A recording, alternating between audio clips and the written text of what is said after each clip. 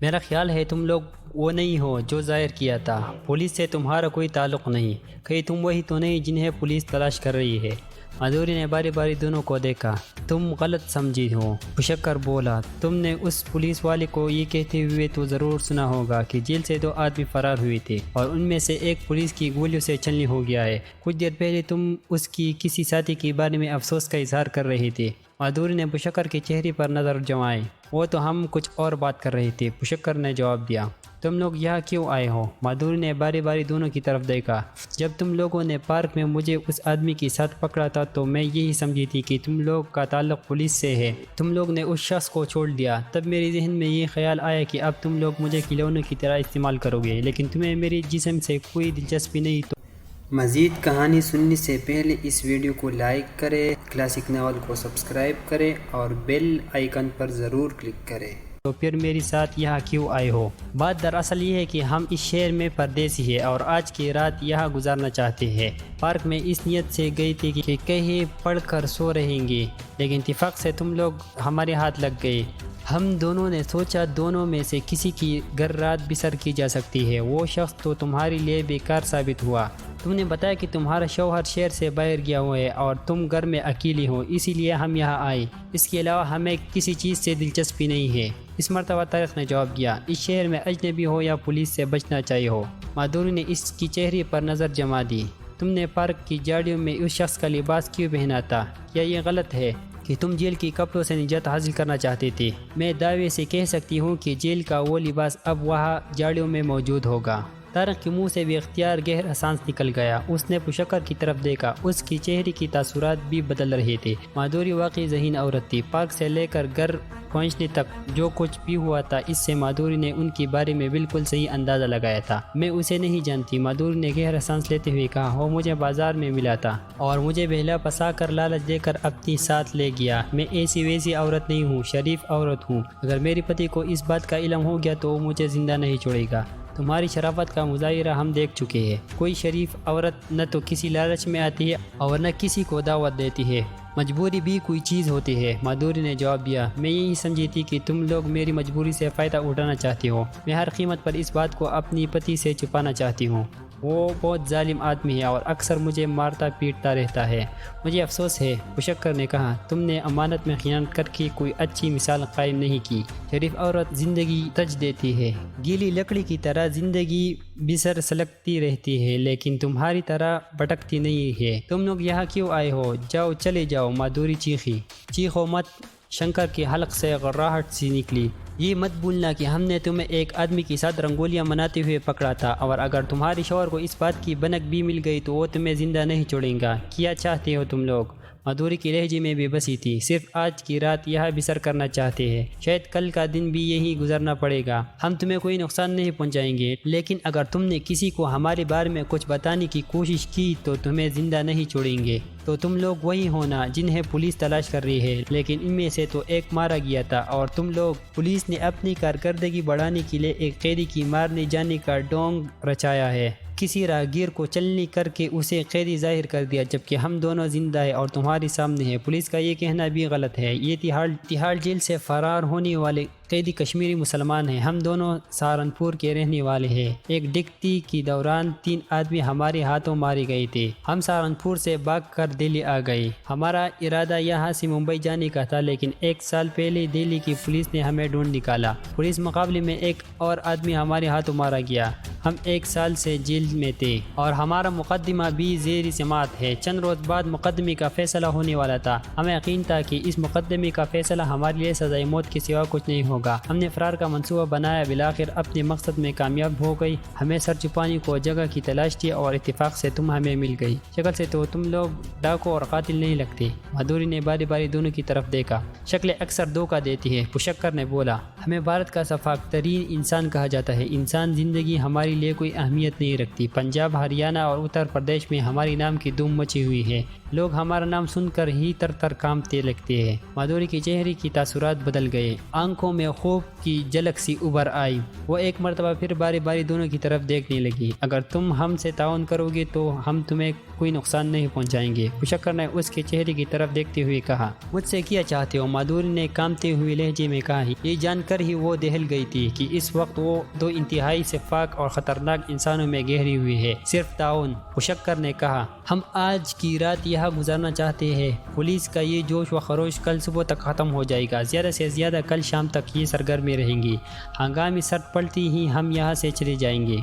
अगर मेरे शौहर को या किसी और को पता चल गया कि तुम लोग मेरी फ्लैट में पनाह ले हुए हो तो मैं भी मारी जाऊंगी। माधुरी ने कहा, तुम्हारा पति बकौल तुम्हारे 3-4 दिन के लिए बरेली गया हुआ है और रात को तुम्हारी किसी पड़ोसी के आने का सवाल भी पैदा नहीं होता। जब तक हम यहाँ रहेंगे तुम इस बात का ख्याल रखोगे कि कोई पड़ोसी या पड़ोसन तुम्हारी फ्लैट में आने न पाए। अब रात आधी होने वाली है, तुम चाहो तो अपनी कमरे में जाकर सो जाओ, हम यही सोते जागते रात गुजार लेंगे, मुशक्कर ने कहा। माधुरी चंदा में उसकी तरफ देखती रही, फिर उठकर अपनी कमरे में आ गई। उसने कमरे का दरवाज़ा खुला ही छोड़ लिया। खौफजदा होने के बावजूद उसे कोई डर महसूस नहीं हो रहा था। वो कुछ देर पलंग पर लेटी रही, फिर पलंग के करीब छोटी सी मेज़ पर रखी हुई रेडियो का स्विच ऑन कर दिया। इस वक्त रेडियो पर एक फिल्मी गीत आ रहा था, लेकिन वो गीत जल्दी ख़त्म हो गया और ख़बरें नशर होने लगी। माधुरी कुछ देर तक खबरें सुनती रही। उसे सियासत से कोई दिलचस्पी नहीं थी। वो रेडियो बंद करना चाहती थी कि उस वक्त टेबलिन की एक नई खबर शुरू हुई और माधुरी बटन दबाते दबाते रह गई।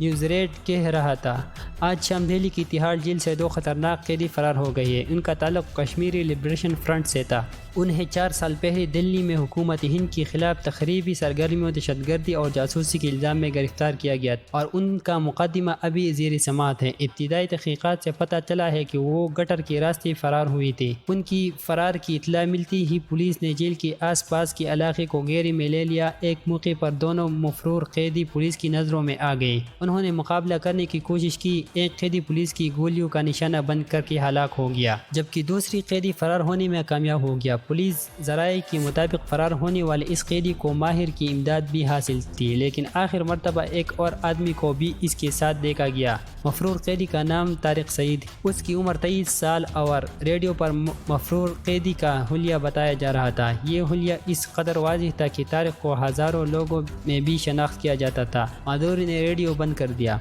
तारिक और मुशक्कर भी खबरें सुन रही थी। कमरे का दरवाज़ा खुला होने की वजह से रेडियो की आवाज़ उन तक पहुंच जा रही थी। रेडियो बंद हो गया। वो दोनों मानी खेज निगाहों से एक दूसरे की तरफ देखने लगी। ये तो बड़ी गड़बड़ हो गई, मुशक्कर ने मदम लहजे में कहा।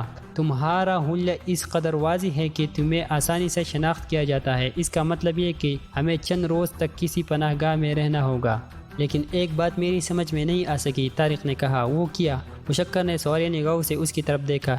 जेल में जिस कैदी ने फरार होने में मेरी मदद की थी वो तिब्बती था। मैं तो उसका नाम भी नहीं जानता। उसने कहा था कि जेल के बाहर मुशक्कर हमारा इंतज़ार करेगा और तुम हमें मिल गई। फरार की इस कोशिश में मेरा साथी जान से हाथ धो बैठा। तुम अगर चाहते हो तो सूरत हाल के पेश नज़र मुझे छोड़कर जा सकते हो, लेकिन तुमने ऐसा नहीं किया। हालांकि तुम्हारी जान को भी खतरा है। मैं तुम्हारे बारे में अभी तक कुछ नहीं जान सका। तुम कौन हो और किसकी कहने पर जेल से निकाला गया है? मुझे सिर्फ ये हुक्म मिला था कि तुम दोनों की बहिफाजत पहाड़ी बस्ती में चंद नामी एक शख्स के पहुंचा दूं, लेकिन तुम्हारी अब तिहाड़ बस्ती में जाना खतरे से खाली नहीं है, मुशक्कर ने कहा। फिर कुछ लम्हों की खामोशी की बात बोला। मेरे बारे में कोई नहीं जानता। मैं कल तिहाड़ जेल जाकर चंदन से मालूम करूंगा। इसके बाद पता चलेगा कि तुम्हें कहाँ पहुंचाना है। तुम्हारा ताल्लुक किसी तंजीम से है? तारिक ने पूछा। हाँ, मुशक्कर असबात में सर हिलाया। हमारी तंजीम बाल्टाकरे के शिवसेना के मुकाबले में बनाई गई थी। बाल्टाकरे नफ़रत और तासुब को हवा दे रहा था, लेकिन हमारी तंजीम मकसद आपस में मोहब्बत और भाईचारे की फिज़ा पैदा करना है। हम मजहब व कौमियत से बालातर काम करते हैं। हमारी तंजीम फ़िलहाल खुफिया तौर पर काम कर रही है और इसकी मेंबर की तादाद भी ज़्यादा नहीं है। तंजीम के लीडरों ने बाज़ बड़ी तंजीमों से रब्ता कायम कर रखे है। हम एक दूसरे के काम आते हैं। तुम्हारी तंजीम ने भी हमारी تنظیم سے رابطہ قائم کر کے تم دونوں کو جیل سے نکلوانے کی درخواست کی تھی، اس لیے پچھلی 3 مہینوں سے پلاننگ ہو رہی تھی اور اسے عملی جامہ پہنایا دیا گیا، لیکن مجھے تمہاری ساتھی کی موت کا افسوس رہے گا، میں اسے کبھی نہیں بھلا سکوں گا۔ طارق نے گہرا سانس لیتے ہوئے کہا، وہ میرا بہتر دوست تھا، ہم نے کچھ بہت عرصہ ایک ساتھ گزارا تھا، دوستوں کو کبھی نہیں بلایا جا سکتا۔ پشکر کی منہ سے بے اختیار گہرا سانس نکل گیا۔ آہٹ سن کر ان دونوں نے بیک وقت پیچھے گھوم کر دیکھا۔ مادھوری اپنے کمرے کی دروازے میں کڑی ان کی طرف دیکھ رہی تھی، اس کی آنکھوں میں ایک نئی خوف کی جھلک نظر آ رہی تھی۔ اوہ تم، طارق ایک جھٹکے سے اٹھ گیا، تم نے شاید ریڈیو کی خبریں، میں نے ریڈیو کی خبریں بھی سنی ہیں اور تم دونوں کی باتیں بھی، مادھوری نے جواب دیا، اس کی لہجے میں ہلکی سی کپکپاہٹ تھی۔ تم لوگ ابھی اور اسی وقت میری گھر سے نکل جاؤ،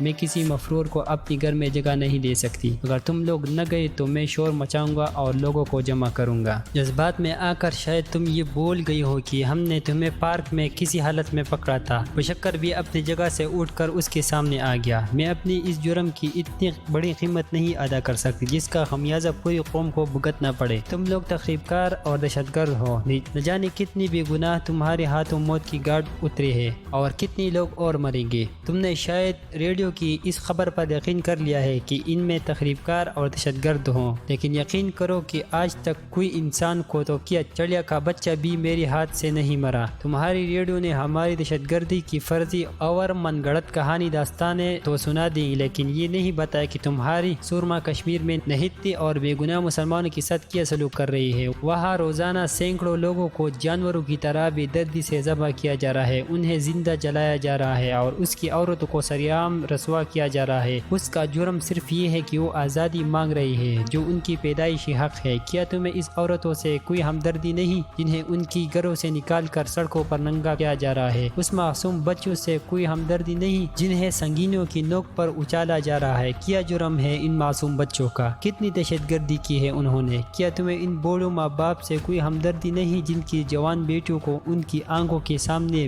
بھیڑ بکریوں کی طرح ذبح کیا جاتا ہے؟ میرا اور میری دوست کا جرم صرف یہ تھا کہ ہم روزگار کی تلاش میں یہاں آئے تھے، لیکن ہمیں دہشت گردی کے الزام میں جیل میں ٹھوس دیا گیا۔ ان 4 برسوں کے دوران میں ہمارے ساتھ جو انسانیتی سوز سلوک کیا گیا تم ان کا تصور بھی نہیں کر سکے۔ ہمارا جرم صرف یہ ہے کہ ہم کشمیری ہیں اور مسلمان ہیں، یہاں آئے دن مسلمانوں کا قتل عام ہوتا ہے، ان کی گھروں کو نظر آتش کر دیا جاتا ہے۔ آخر کیا جرم ہے ان کا؟ تمہاری اس بلڈنگ میں بھی مسلمان گھرانے ہوں گے، انہوں نے کتنی بار تمہارا گھر جلایا، کتنی بار تمہاری عصمت لوٹی گئی؟ خاموش کیوں ہو مادھوری؟ جواب دو، کسی مسلمان نے تمہیں کبھی کیا غزن پہنچائی ہے؟ طارق خود جذباتی ہو گیا، وہ خاموش ہو کر مادھوری کی طرف دیکھنے لگا جو خاموش کھڑی۔ دیکھو مادھوری، اس مرتبہ پشکر نے اسے متوجہ کرتے ہوئے کہا، میں ہندو ہوں، میری ہمدردیاں ہندو سے ہونی چاہیے اور ہے، میں وطن کا غدار نہیں ہوں، مجھے بھی ہندوستان سے اتنی محبت ہے جتنی تمہیں ہو سکتی ہے۔ میرا شمار ان لوگوں میں ہوتا ہے جو ہندوستان کو محبت اور آتشی کا گہوارہ بنانا چاہتے ہیں۔ یہ محبت اور بھائی چارہ اسی وقت قائم ہو سکتا ہے جب ہم دوسری کی خوشی کو اپنی خوشی اور دوسری کی دکھ کو اپنا دکھ سمجھے، کسی کا حق غصب نہ کرے، اگر کسی کے ساتھ زیادتی نہ ہو تو وہ کبھی سر اٹھانے کی کوشش نہ کرے۔ آج پنجاب، کشمیر، تامل ناڈو اور سکم وغیرہ میں جو لوگ اپنا حق مانگ رہے ہیں، کیا ان بات کا ثبوت نہیں کہ ماضی میں ان کے ساتھ بہت سی زیادتیاں ہوئی ہے، ان کی حقوق سلب کی گئی ہے؟ کیا حقداروں کو ان کا حق نہیں ملنا چاہیے؟ بولو، میری بات کا جواب دو مادھوری۔ اس وقت تم ہمارے سامنے بے بس کھڑی ہو، تمہیں جس حالت میں پکڑا گیا تھا اس کے پیش نظر تم آسانی سے بلیک میل ہو سکتی ہو، یا آتی ہی تم نے اپنے آپ کو پلیٹ میں سجا کر ہمارے سامنے پیش کر دیا تھا۔ لیکن اس شخص نے طارق کی طرف اشارہ کیا، اس مسلمان نے تمہیں ڈانٹ دیا، کیا یہ اس کی شرافت کا ثبوت نہیں ہے کہ یہ لوگ نہ تو کسی کی زیادتی کرنا چاہتے ہیں اور نہ کسی کی مجبوری سے فائدہ اٹھانے کی کوشش کرتے ہیں؟ بولو مادھوری، خاموش کیوں ہو؟ میں کچھ نہیں جانتی، تم لوگ صبح یہاں سے چلے جاؤ، مادھوری نے روندی ہوئی آواز میں کہا اور کمرے میں داخل ہو کر دھڑ سے دروازہ بند کر دیا۔ یہ تو گڑبڑ ہو گئی، طارق نے پشکر کی طرف دیکھتے ہوئے کہا، مجھے اندازہ نہیں تھا کہ یہ خبریں ریڈیو پر بھی نشر ہو سکتی ہے